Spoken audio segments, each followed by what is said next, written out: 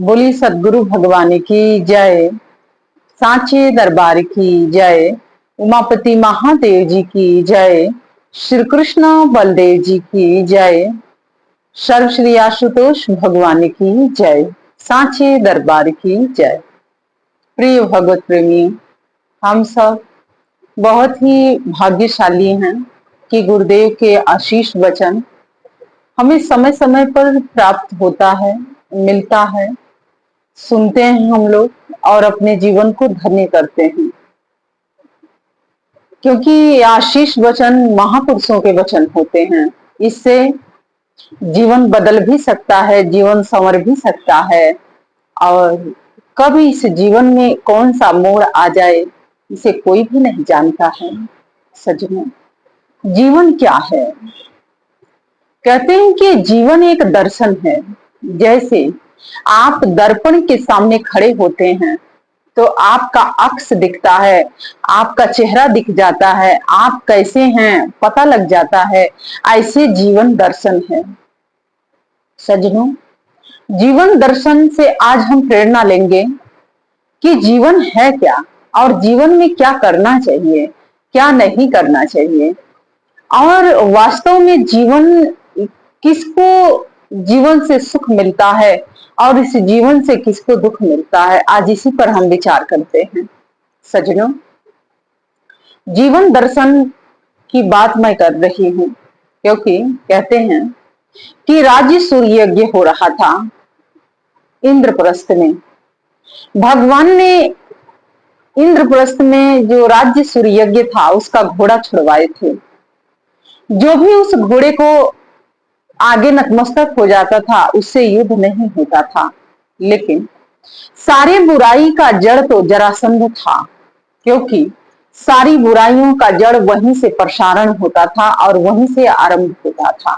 सजनों, जब वह घोड़ा विचरण करते हुए जा रहा था तो उसने उस घोड़े को पकड़ के बांध लिया, और जब भगवान ने यह सुना तो भगवान ने कहा कि अब समय आ गया है, और भगवान ने युधिष्ठिर से कहा कि देखिए, धर्म की बात कर लेने से पेट नहीं भरेगा, धर्म की चर्चा कर लेने से आपका जीवन सुंदर नहीं हो पाएगा, क्योंकि धर्म बलिदान मांगता है, त्याग मांगता है।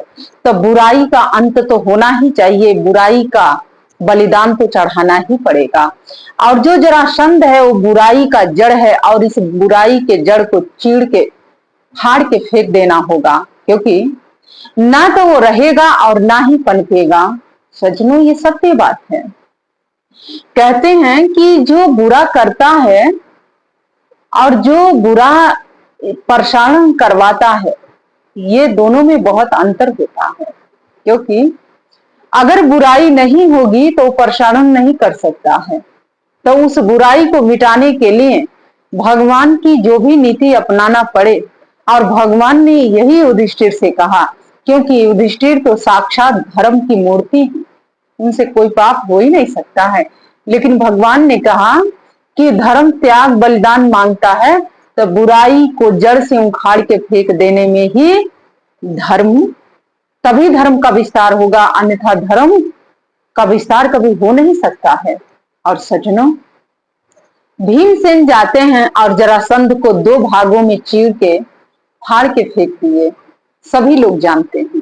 भगवान श्री कृष्ण जो हैं, आज उनको अर्घ दिया गया और पांडवों ने उनको अपना आतिथ्य समझा, आतिथ्य माना, अपना देव समझा, और उनको पहला अर्घ उन्हीं को दिया गया। वहां पर शिशुपाल था।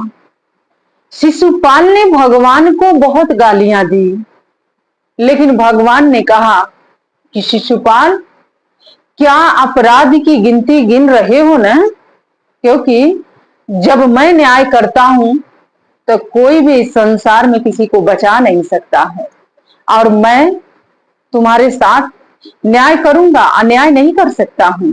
और सजनों, गिनती पूर्ण हुई और भगवान का सुदर्शन चक्र भगवान ने छोड़ दिया, और आज शिशुपाल जगह जगह राजाओं के पीछे भाग रहा था, लोग राजाओं के सिंहासन के पीछे छुप रहा था, लेकिन क्या भगवान के सुदर्शन चक्र से कोई उसको बचा सकता था?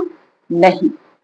और भगवान ने उसके धड़ को अलग कर दिया, शीश को अलग कर दिया और उस बुराई को हमेशा हमेशा के लिए सुला दिया कि कभी वो बुराई उत्पन्न ना हो, वो बुराई कभी जाग ना पाए। सजनों, धर्म ये कहता है, जीवन ये कहता है। और भगवान ने कहा कि अब राज्य सूर्य यज्ञ आरंभ करिए। और सजनों, दायित्व किसको मिलता है, जिम्मेदारियां किसको दी जाती है? आलसी व्यक्ति को, कामचोर व्यक्ति को, छलकपटी व्यक्ति को? कदाप भी नहीं। क्योंकि जो जिम्मेदारियां देता है उससे पहले वो आंकलन करता है कि क्या ये जिम्मेदारियों को पूर्ण करने के लिए पूर्णता तत्पर है या नहीं है। तो मैं आज आपको बताऊंगी कि ये जीवन दर्शन है क्या, और भगवान ने किसे किसे जिम्मेदारियां सौंपी और किस किस ने अपनी पूर्णता उस जिम्मेदारियों को निभाया। सज्जनों, धर्म की बात कर लेने मात्र से धर्म की स्थापना नहीं होती है, उस जिम्मेदारियों को समझना और निभाना भी पड़ता है। क्योंकि अगर आप जिम्मेदारियों से भागते रहोगे, मुख मोड़ते रहोगे, तो अधर्मियों का अधर्म इस समाज में पनपता रहेगा और उनको कोई रोकथाम लगाने वाला नहीं है। इसीलिए आप कायर मत बनो। भगवान श्री कृष्ण का ये उद्घोष है। उन्होंने कहा है, बहुत सुंदर कहा है कि जब जब भी इस संसार में अधर्म पनपेगा, तब तब मैं इस संसार में आता रहूंगा। सजनों, किसी भक्त ने बहुत सुंदर गाया है, बड़ी देर भई नंदलाला तेरी राह तके ब्रिजवाला, कोई न जाए कुंज गलियन में तुझ बिन कलियां चुमने को, आके वचन को पूरा कर दे गीता में जो तूने दिया। भक्त पर और जब धर्म पर प्रहार होता है तो भक्त भगवान से गुहार लगाता है कि आपने जो अर्जुन को धर्म के पाठ पढ़ाया, जो धर्म युद्ध के उद्घोषणा किया, उस कुरुक्षेत्र की भूमि पर आपने शपथ लिया है और आप अपने शपथ को पूर्ण करते हो। इसीलिए आके वचन को पूरा कर दे गीता में जो तूने दिया।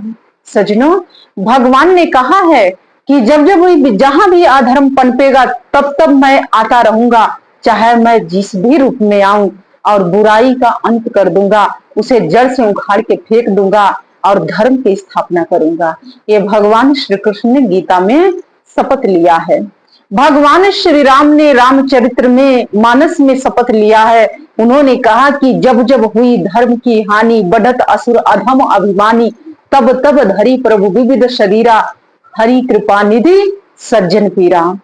कि जब जब भी बुराई पनपेगा, जब जब भी अधर्म होगा, चाहे वो घर में हो, चाहे परिवार में हो, चाहे समाज में हो, मैं इन ऋषि मुनियों के अस्थियों को, हड्डियों को आज शपथ लेता हूं कि मैं इस अधर्म को जड़ से उखाड़ के फेंक दूंगा। मैं इस संसार में अधर्म को रहने नहीं दूंगा। ये भगवान श्री राम ने शपथ लिया। सज्जनों पर प्रहार होगा और धर्म पर प्रहार होगा तो वो स्वयं मुझ पर होगा, और मैं ऐसे आतताई, ऐसे अधर्मी को चलने फिरने नहीं दे सकता हूं। मैं उसे मौत की गोद में भेज दूंगा, क्योंकि अगर वो रहेगा तो बुराई को पनपाएगा और बुराई मुझसे सहन नहीं हो सकता है। तो सज्जनों, भगवान श्री कृष्ण ने गीता में शपथ लिया और भगवान श्री राम ने रामचरितमानस में शपथ लिया है। और ये सत्य बात है, चाहे परिवार की बात हो, चाहे गांव की बात हो, चाहे समाज की बात हो, चाहे पूरे विश्व की बात हो, जब जब भी धर्म स्थापना हुआ है तो एक बुराई पनपी और उस बुराई के अंत करने के लिए भगवान ने कोई भी माध्यम बनाया और माध्यम बन के भगवान खड़े होते हैं। तो सज्जनों, आज जीवन दर्शन क्या है वही हमें जानना है। दायित्व किसको मिलता है, जिम्मेदारियां किसको मिलती हैं? कामचोरों को, आलसियों को नहीं, क्योंकि इन शब्दों को मैं बार बार दोहरा रही हूं। जो अपने कर्म से मुख मोड़ ले, जो अपनी जिम्मेदारियों से भागता है, वो धर्म की स्थापना क्या करेगा? पहले तो अपने जीवन को स्थापित कर ले, यही उसके लिए सौभाग्य की बात होगी। और सज्जनों, क्योंकि जीवन दर्शन हमें बहुत कुछ दर्शाता है, बहुत कुछ बताता है, बहुत कुछ सिखाता है। सज्जनों, आप जानते हैं भगवान ने किसकी कौन सी जिम्मेदारी दी?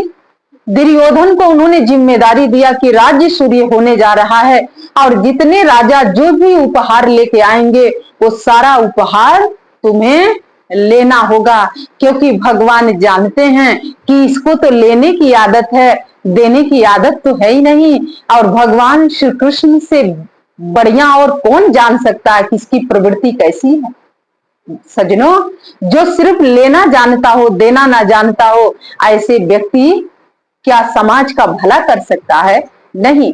लेकिन भगवान जानते थे कि इसको मुझे काम में लगा के रखना है, इसको देना है, क्योंकि ये लेना जानता है, देना नहीं जानता है। तो जितने भी उस यज्ञ में, उस अनुष्ठान जो हो रहा था, राज्य सूर्य यज्ञ हो रहा था, और जहां जहां से जो राजा उपहार लेके आए, भेंट लेके आए, तो दुर्योधन को ये जिम्मेदारी दी गई थी कि आपको इन उपहारों को लेके रखना है, लेके जाना नहीं है, लेके रखना है, क्योंकि प्रजा का चीज है, प्रजा में बांटना है।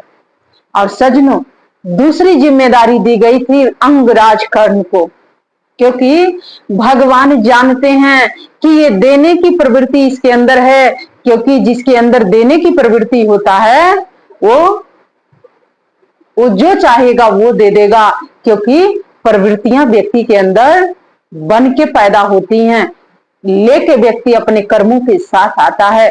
तो इसीलिए भगवान श्री कृष्ण ने कहा था कि जो राजा महाराजा या जो साधु संत यहाँ से जाएंगे उन्हें आपको उपहार देके भेजना है। क्योंकि विचार करिए, क्योंकि दुर्योधन लेना जानता है, देना नहीं जानता है, लेकिन अंगराज कर्ण देना जानते हैं, लेना नहीं जानते हैं।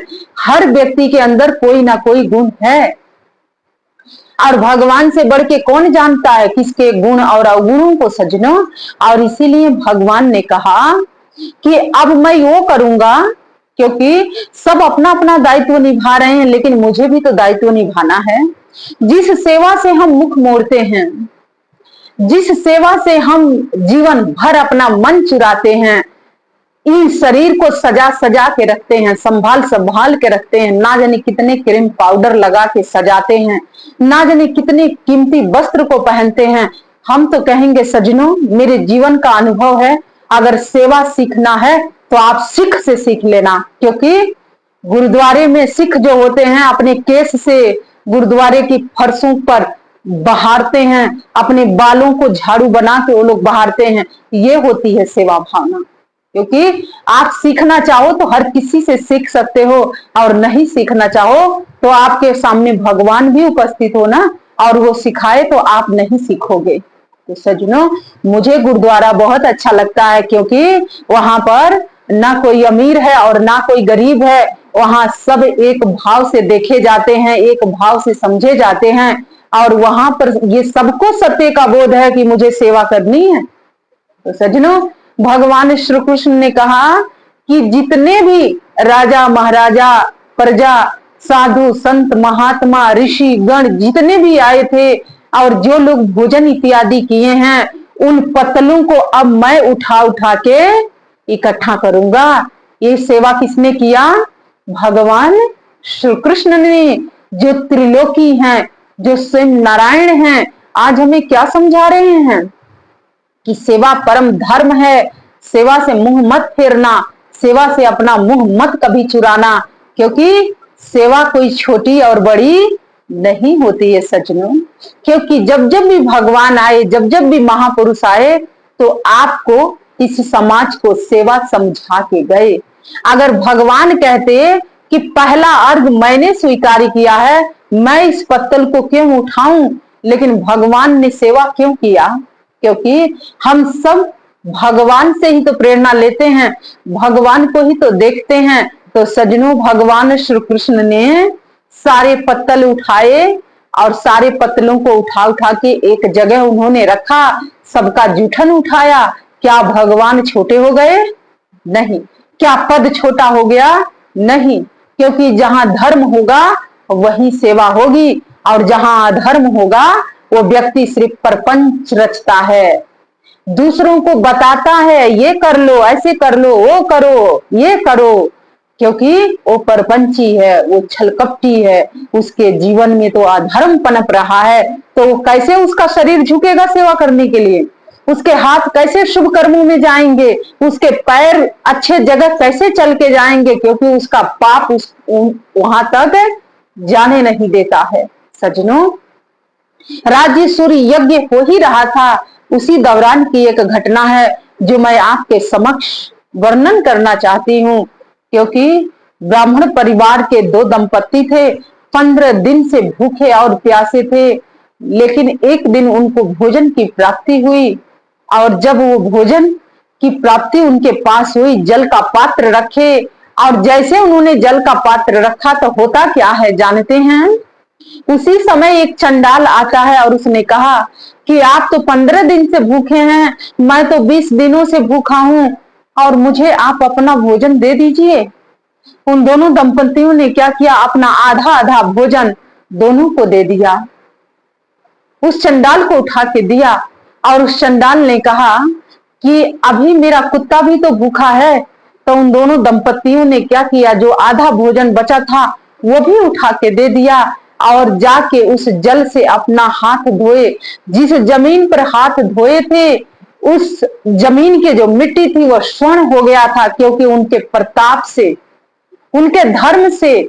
धर्म ये सिखाता है, सेवा ये सिखाता है कि आप भूखे रह लो, लेकिन आपके दरवाजे पर कोई आया है तो उसका आदर सम्मान करो, उसको भूखे प्यासे मत लौटाओ, क्योंकि ये धर्म बताता है।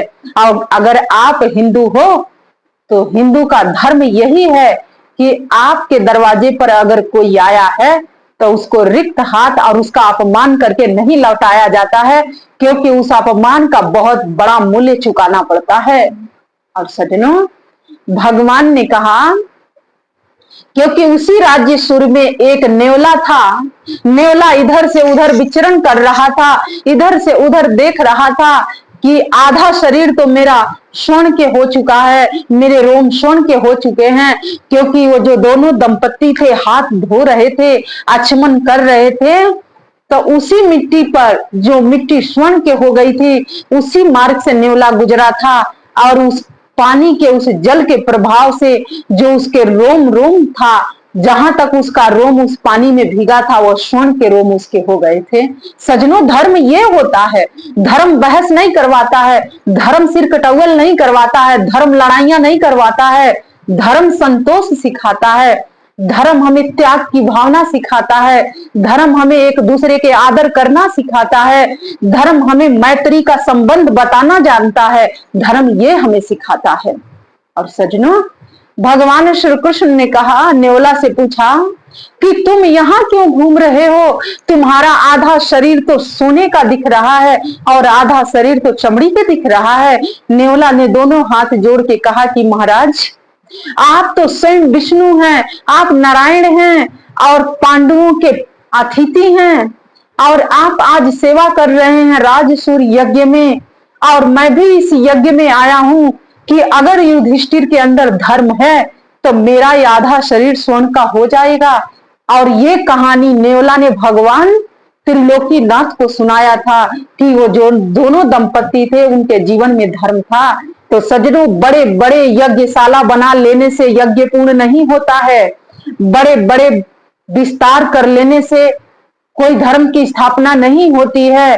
वो जो दोनों दंपति थे वो अपने अंदर के अनुष्ठान किए थे, अपने अंदर उन्होंने उस हवन इत्यादि को किया था, और जिस जल से उन्होंने यचमन किया था, आज एक जो जानवर गुजरा, एक पशु गुजरा, वो धर्म से प्रभावित हुए बिना रह नहीं पाया। तो सज्जनों, हमें धर्म यह सिखाता है, धर्म हमें यह बताता है, क्योंकि धर्म की परिभाषा तो हर कोई बताता है, धर्म के परिभाषा तो हर कोई सिखाता है, लेकिन क्या जीवन में धर्म है? नहीं। सज्जनों, जीवन दर्शन कैसे बनेगा? क्योंकि जीवन दर्शन तभी बनेगा जब आपके जीवन में धर्म होगा। दर्पण के सामने खड़े हो जाने से और सुंदर सुंदर मेकअप करवा लेने से, ब्यूटी पार्लर में चले जाने से और हजार हजार 10-10 हजार के वस्त्र पहन लेने से आप सुंदर नहीं बनेंगे, क्योंकि आपकी सुंदरता तो आपके आचरण से पता लगेगा, आपके कर्मों से पता चलता है, क्योंकि जहां धर्म होगा वहीं सुंदरता होगी, और जहां अधर्म होगा वहां पर कुरूपता होती है सज्जनों। कुरूप होता है वो व्यक्ति, वो जहां जाएगा वहां भी कुरूपता फैलाएगा, जहां खड़ा होगा वहां भी कुरूपता ही होगा। ये अधर्मियों की पहचान होती है। और सज्जनों, उसी क्षण एक ब्राह्मण देवता आए और उन्होंने कहा कि 7 दिन से बारिश हो रही है और मैंने ठाकुर जी को भोग नहीं लगाया है, और मैं भोग तभी लगाता हूं जब मुझे चंदन की लकड़ी मिलती है, और चंदन की लकड़ी से मैं भोजन बनाता हूं और ठाकुर जी को भोग लगाता हूं। ठाकुर जी स्वयं उनके सामने खड़े हैं, लेकिन उस ब्राह्मण ने आज अर्जुन से मांग कर रहे थे कि आप राज्य सूर्य यज्ञ कर रहे हैं, एक अनुष्ठान पर कर रहे हैं, क्या मुझे चंदन की लकड़ी आप दान में दे सकते हैं? अर्जुन कहते हैं चाहुओर उन्होंने अपनी दृष्टि दौड़ाया, लेकिन प्रवृत्ति देने की नहीं है तो कैसे दे सकते हैं सज्जनों। और उन्होंने कहा कि मेरे यहाँ चंदन की लकड़ी सूखी नहीं है, मैं आपको नहीं दे सकता हूं। उस ब्राह्मण ने कहा कि क्या मैं खाली लौट के जा सकता हूं? अर्जुन कहते हैं कि हाँ। और सज्जनों, भगवान श्री कृष्ण आज अर्जुन को बहुत कुछ समझाना चाहते हैं, और अर्जुन को आज भगवान श्री कृष्ण धीरे धीरे उस ब्राह्मण देवता के पीछे लेके जाते हैं। और वो ब्राह्मण जानता है कि मुझे दान मिलेगा कहां से, चंदन की लकड़ी कहां मिलेगी। और वो जाते हैं अंगराज के शिविर में, अंगराज जहां पर रुके हुए थे, और वो गए। और जब वहां पर जाते हैं तो उन्होंने कहा कि महाराज, ठाकुर जी के 7 दिन हो गया भोग नहीं लगा, क्योंकि मैंने प्रतिज्ञा किया है कि जब भी मैं भोजन बनाऊंगा तो चंदन की लकड़ी पर बना के उनको भोग लगाऊंगा, नहीं तो मैं नहीं भोग लगा सकता हूं। क्या मुझे चंदन की लकड़ी दान में मिलेगा? सज्जनों, जिसको देने की प्रवृत्ति होती है ना, वो इधर उधर नहीं देखता है, इधर उधर विचार नहीं करता है, इधर उधर परामर्श नहीं करने जाता है, इधर उधर विचार विमर्श नहीं करता है, क्योंकि भगवान ने उसके अंदर वो गुण दे के पैदा किया है, दे के भेजा है। तो अंगराज के अंदर देने की प्रवृत्ति है, और उन्होंने अपना बाण उठाया, और जहां पर रुके हुए थे वहां पर वो जो दरवाजा लगाया गया था वो चंदन का दरवाजा था, और उन्होंने उस बाण सा भेदन किया, और वो दरवाजा कई टुकड़ों में विभाजित हो गया। और उन्होंने कहा कि ब्राह्मण देवता, मैंने अपने जीवन में आज तक किसी को निराश नहीं भेजा अपने दरवाजे से, और जब भी किसी ने मेरे से कोई मांग किया तो मैंने उसको रिक्त हाथ नहीं लौटाया है। आज मैं आपको क्यों रिक्त भेज सकता हूं? मैं अपने यहां से, मैं जहां पर रुका हूं, जहां पर मैं रहता हूं, यहां से मैं आपको खाली हाथ नहीं लौटा सकता हूं। और भगवान ने अर्जुन को इशारा करते हैं कि पार्थ, ये प्रवृत्ति अंगराज कर्ण की है, लेकिन ये प्रवृत्ति तुम्हारे अंदर नहीं है। तो सज्जनों, प्रवृत्ति हर व्यक्ति लेके पैदा होता है, जन्म लेता है, क्योंकि हर किसी के अंदर कुछ ना कुछ है। लेकिन आप जब देखना चाहेंगे तब भगवान श्री कृष्ण अगर राज्य सूर्य यज्ञ नहीं करवाते तो क्या इतना कुछ निखर के सामने आता? कदापि नहीं सज्जनों, क्योंकि जीवन दर्शन तभी दर्शन बनेगा जब आपके जीवन में धर्म होगा, अन्यथा आपका जीवन कलंकित बन के रह जाएगा। क्योंकि धर्म रुपये से नहीं मिलता है, पैसे से नहीं मिलता है, बड़े बड़े महलों से नहीं मिलता है, बड़े बड़े अटारियों से नहीं मिलता है। अगर मिलता तो पहले नंबर दुर्योधन अपने तिजोरी के जो खजाना था उससे लेके धर्म को खरीद के अपनी तिजोरी में बंद कर लिया होता, लेकिन ऐसा नहीं था। फिर कैसा था? मैं उस पर भी दृष्टि डालती हूं, क्योंकि धर्म तो पांडवों के शिविर में बसता था, धर्म तो पांडवों के महल में था जो खांडव प्रस्थ मिला था, लेकिन भगवान श्री कृष्ण वहां पर गए थे क्योंकि भगवान जानते थे कि धर्म कहाँ है। तो सज्जनों, उनका जीवन दर्शन था, क्योंकि उन्होंने देखा था अपने जीवन को, हर सुबह निरीक्षण परीक्षण करते थे कि मैं कहाँ सही हूं और कहाँ गलत हूं। ये कोई बताएगा आपको? नहीं, क्योंकि ये कोई नहीं बताएगा, आपको स्वयं से जानना होगा। लोग दूसरी की बुराइयां अंगुलियों पर गिन गिन के 4-4 साल 5-5 साल की बातें, साल साल भर की बातें याद रखते हैं, लेकिन क्या अपनी बात याद है? दूसरे की कमियां गिनती कराते हो, लेकिन क्या अपनी कमियों पर कभी दृष्टिपात किए? नहीं। तो कब करोगे? समय कब मिलेगा आपको? सज्जनों, दूसरे की बुराई बताना हो तो अभी देखिए ना, कैसे लोग बताते हैं, चिल्ला चिल्ला के बताते हैं। और आजकल तो मोबाइल का जमाना है, लोग मोबाइल में रिकॉर्डिंग करके लोगों तक पहुंचा दे रहे हैं, लेकिन जो कर्म आप कर रहे हो कभी वो बताना चाहे किसी को? नहीं। जो कर्म, जो छल, जो प्रपंच आप रच रहे हो, कभी वो सोचे विचार किए कि मैं अपना भी बता दूं? नहीं। तो क्या वो धर्म था? नहीं। तो तुम्हारे रुपये का मोहताज धर्म नहीं है, और धर्म एक दिन दुर्योधन को निगल गया। ये भागवत कथा बताती है। और आप भागवत को पढ़िए, भागवत सुनिए, भागवत करिए, क्योंकि कथा क्या है? कथा व्यथा नहीं है, जीवन का दर्शन करवा देती है ये कथा। सज्जनों, लोग कथा सुनते हैं तो कुछ क्षण तक वो कथा तो रहती है, लेकिन जैसे ही पंडाल से जाते हैं तो घर के अंदर व्यथा आरंभ हो जाती है। और जो कथा करवाता है, तो वो जो कथा का प्रभाव होता है 10 से 15 दिन, 20 दिन, महीने दिन, 2 से 3 महीने दिन तक रहता है, और फिर उसके जीवन में व्यथा घेर लेती है, क्योंकि जीवन को दर्शन नहीं बनाया, क्योंकि उसने कथा तो कराया, लेकिन वो कथा को जीवन में नहीं बिठाया, वो सिर्फ पंडाल तक रह गया, शब्द बन के रह गया। लेकिन यदि वो कथा जीवन में बैठ गई होती तो आज अधर्म नहीं होता सज्जनों। इसीलिए जीवन को दर्शन बना लो, क्योंकि दूसरों की गलतियां गिनाना बहुत आसान होता है, लेकिन क्या कभी अपने गलतियों को तुमने देखा, विचार किया? नहीं किया ना। तो भगवान ने गिन गिन के बताए और कहे कि ये तेरा अपराध है, ये तेरा अधर्म है। आज साक्षात मैं ही धर्म हूं, और सब मेरे मुख में समा जाते हैं।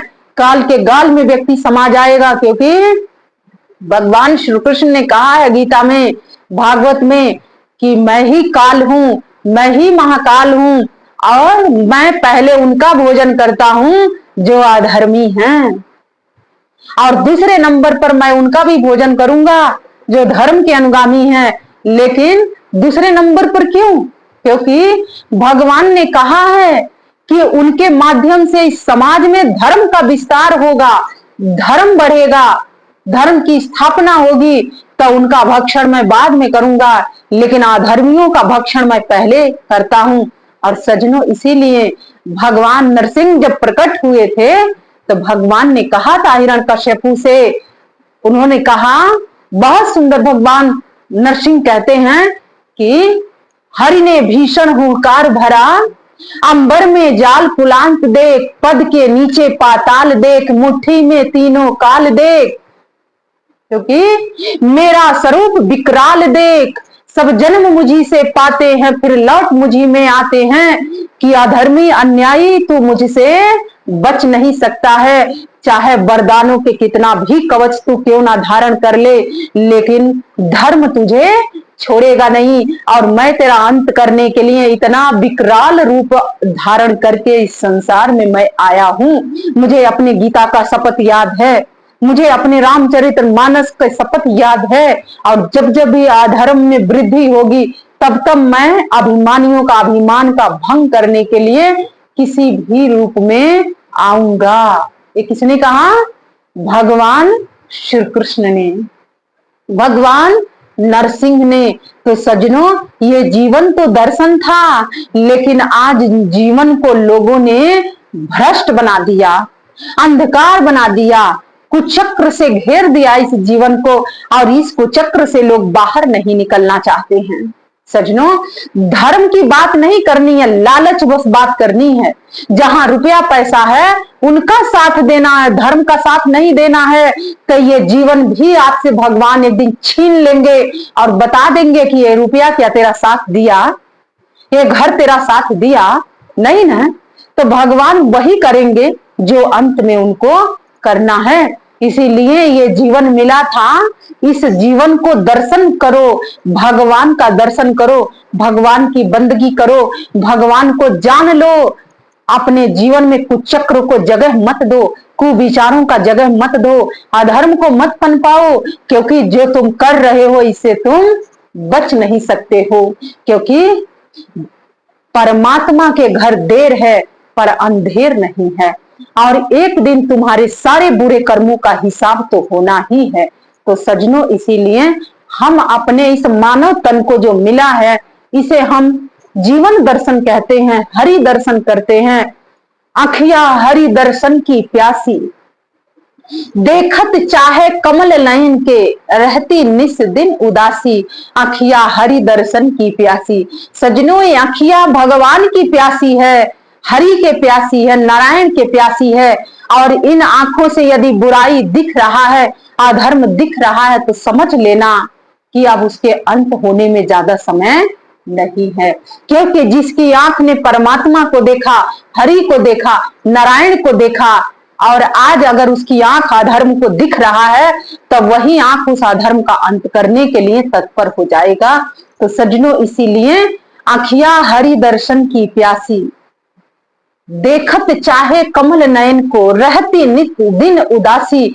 आँखिया हरि दर्शन की प्यासी। सजनों, इस जीवन को सुंदर बना लो, इस जीवन को दर्शन बना लो, क्योंकि इस जीवन में तो परमात्मा का दर्शन होता है, कृष्ण का दर्शन होता है, राम का दर्शन होता है, गुरु का दर्शन होता है, ईश्वर का दर्शन होता है। सजनों, इसको अधर्म से पोषित मत करो, क्योंकि बहुत बड़ा मूल्य चुकाना पड़ जाएगा। तो सजनों, यही आज मुझसे किसी ने प्रश्न किया था कि जीवन दर्शन क्या है। तो सजनों, यही है जीवन दर्शन, कि आप अपने जीवन को सुंदर बना लो, कुचक्रों में मत पड़ो, कुविचारों में मत पड़ो, चाहे कोई भी हो। आप अपने जीवन को अपने ढंग से जियो, धर्म युक्त जीवन जियो, क्योंकि हम परमात्मा की संतान हैं, तो हमें परमात्मा जैसे अंत में बनना होगा। सिंधु से बिंदु में और बिंदु से सिंधु में समा जाने का ही ये मार्ग है मनुष्य का तन। इसीलिए सुंदर दर्शन परमात्मा में समाना है। और आइए, इन्हीं विचारों के साथ मैं अपने वाणी को विराम देती हूँ, और आप सभी भक्तों से आग्रह करना चाहूंगी, मनुष्य से आग्रह करना चाहूंगी कि आप भी अपने जीवन को सुंदर बना लीजिए, जीवन को दर्शन बनाइए। सिर्फ कुचक्र मत रचिए, कुचक्रों के जाल में मत फंसिए, क्योंकि इससे किसी को कुछ मिलता नहीं है। और सजनों, आइए अंत में भगवान के चरणों में जय घोष अर्पित करते हैं। बोलिए वृंदावन बिहारी लाल की जय, श्री कृष्ण बलदेव जी की जय, उमापति महादेव जी की जय, श्री नारायण भगवान की जय, पूज्य गुरुदेव सर्वश्री आशुतोष भगवान की जय। जय श्री राम, जय श्री राम, जय श्री राम। धन्यवाद।